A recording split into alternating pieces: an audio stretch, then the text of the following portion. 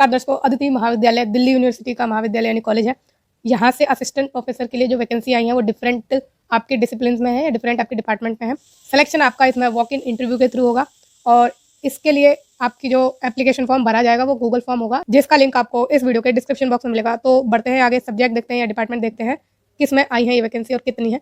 Political science में 2 vacancy है और अनरिजर्व प्लस ओबीसी दोनों के लिए है। इसमें ये नहीं बताया गया कि एक अनरिजर्व के लिए है या दोनों अनरिजर्व के लिए है, एक ओबीसी के लिए, दोनों ओबीसी के लिए है, प्लस करके दिया गया है तो ये एडजस्ट करेंगे, ठीक है।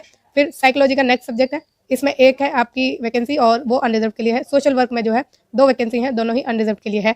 फिर नेक्स्ट बात करें कि इसमें जो अप्लाई करने के लिए क्या क्वालिफिकेशन चाहिए, तो बात करते हैं अब इसकी एजुकेशनल क्वालिफिकेशन की।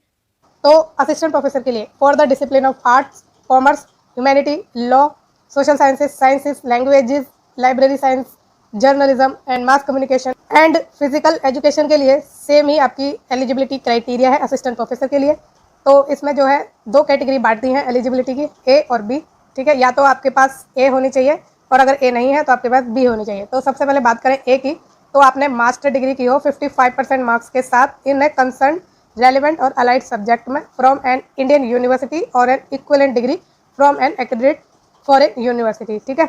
तो या इंडियन यूनिवर्सिटी से की हो और या फिर इसके इक्विवेलेंट अगर आपने फॉरेन यूनिवर्सिटी से की है तब भी आप इसके लिए अप्लाई कर सकते हैं। मास्टर डिग्री में आपके 55% मार्क्स होने चाहिए और ये रिलैक्सेबल रहते हैं कैटेगरीज के लिए 5% का, तो 50% मार्क्स होने चाहिए जो कैटेगरी में आते हैं। दूसरी हम बात करें तो एक का ही दूसरा पॉइंट है ये, तो besides filling the above qualification the candidate must have clear the NET यानी national eligibility test conducted by UGC और CSIR। तो यूजीसी या CSIR द्वारा जो आपका नेट कंडक्ट कराया जाता है वो आपके पास होना चाहिए, क्वालिफाइड होने चाहिए आप नेट। अब हम बात करें बी कैटेगरी की, तो बी में आपके पास PhD डिग्री होनी चाहिए, have been obtained from a foreign university या institution with ranking among top 500 in the world university ranking at any time by any one of the following. मतलब आपकी जो यूनिवर्सिटी है या इंस्टीट्यूशन है जहाँ से आपने अपनी PhD डिग्री ली है वो यूनिवर्सिटी या इंस्टीट्यूशन वर्ल्ड की यूनिवर्सिटी रैंकिंग में जो किसी भी समय की हो, आपके एडमिशन लेने के पहले या आपके एडमिशन लेने के बाद, ठीक है, किसी भी समय की हो, वो यूनिवर्सिटी टॉप 500 में आनी चाहिए।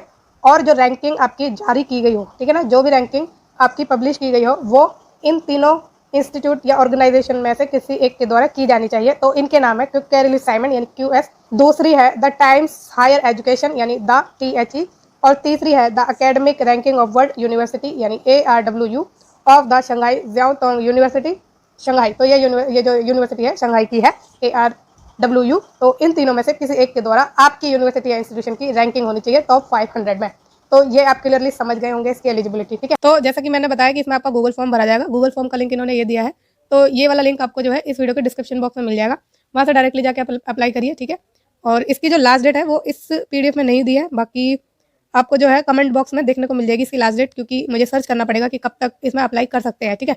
तो वीडियो को हम यही खत्म करते हैं क्योंकि सारी रेलिवेंट जो चीज़ें हैं हमने डिस्कस कर ली है। अगर आपको कोई डाउट है तो आप मुझसे कमेंट के द्वारा या मेरे सोशल मीडिया हैंडल्स पर मुझसे पूछ सकते हैं। और वीडियो देखने के लिए बहुत बहुत शुक्रिया। फ्यूचर में रेगुलर जॉब्स की अपडेट के लिए और वैकेंसीज की इन टाइम नोटिफिकेशन के लिए इस चैनल को लाइक, शेयर और सब्सक्राइब करना ना भूलें। Thank you so much.